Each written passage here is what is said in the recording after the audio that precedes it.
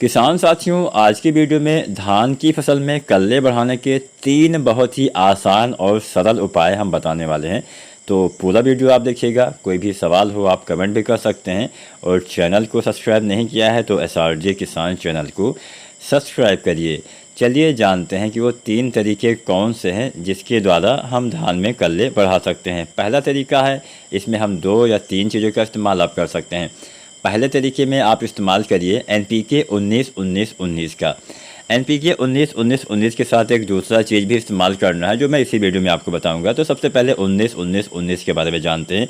इसके इस्तेमाल से फसल की रुकी हुई ग्रोथ फिर से स्टार्ट होती है। फसल में नाइट्रोजन, फास्फोरस, पोटेशियम तत्व की पूर्ति होती है, जिससे फसल में हरियाली, अच्छे से जड़ विकास, अच्छे से कल्ले का फुटाव होता है और पौधे में अच्छे से भोजन निर्माण होता है।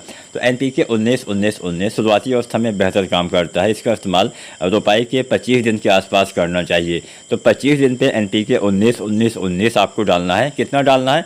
1 किलो से लेकर 1.5 किलो प्रति एकड़ के हिसाब से, यानी NPK 19-19-19 1 से 1.5 किलो डालना है। इसके साथ में आपको डालना है जिंक, जो 12% वाली जिंक आती है, जिसको हम एडिटिया जिंक बोलते हैं, चिलेटेड जिंक बोलते हैं।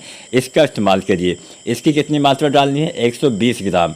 ये 2 चीज़ें आपको डालना है। अक्सर बोला जाता है जिंक का इस्तेमाल आप फास्फोरस वाली खाद के साथ नहीं कर सकते हैं। बिल्कुल सही है, लेकिन आप चिलेटेड वाले जिंक का इस्तेमाल फास्फोरस वाली खाद के साथ कर सकते हैं, जो एडिटिया रूप में आता है। लेकिन यहाँ पे भी आपको एक बात का ध्यान ये देना है कि आप इस्तेमाल तो कर सकते हैं 19-19-19 NPK के साथ में या फिर किसी भी NPK के साथ में, लेकिन ध्यान ये देना है कि अलग अलग बर्तन में घोल बनाइए, उसके बाद इस्तेमाल करिए।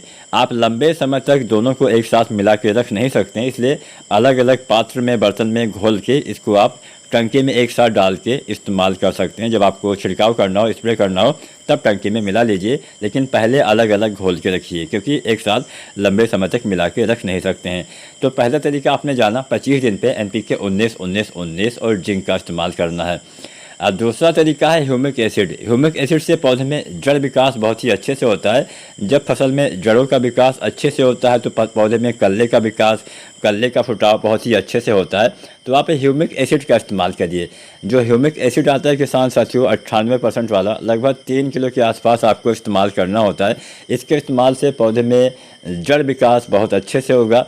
पौधे के कुछ अघुलनशील तत्व जो पौधे नहीं ले पा रहे थे, वो पौधे को ये दोबारा से उपलब्ध करवाता है, मिट्टी में भी सुधार करता है। तो ह्यूमिक एसिड का भी इस्तेमाल हमारे उन्नतशील किसान साथी करके अच्छा खासा उत्पादन आप ले पाएंगे। दूसरा चीज़ ह्यूमिक एसिड हो गया। तीसरा फार्मूला आप नोट कर सकते हैं।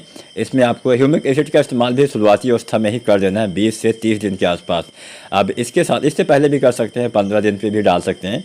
अब इसके बाद में तीसरा जो फार्मूला है, इसमें 3 चीज़ों का इस्तेमाल करना है। इसमें क्या करना है? 3 चीज़ों का इस्तेमाल करना है।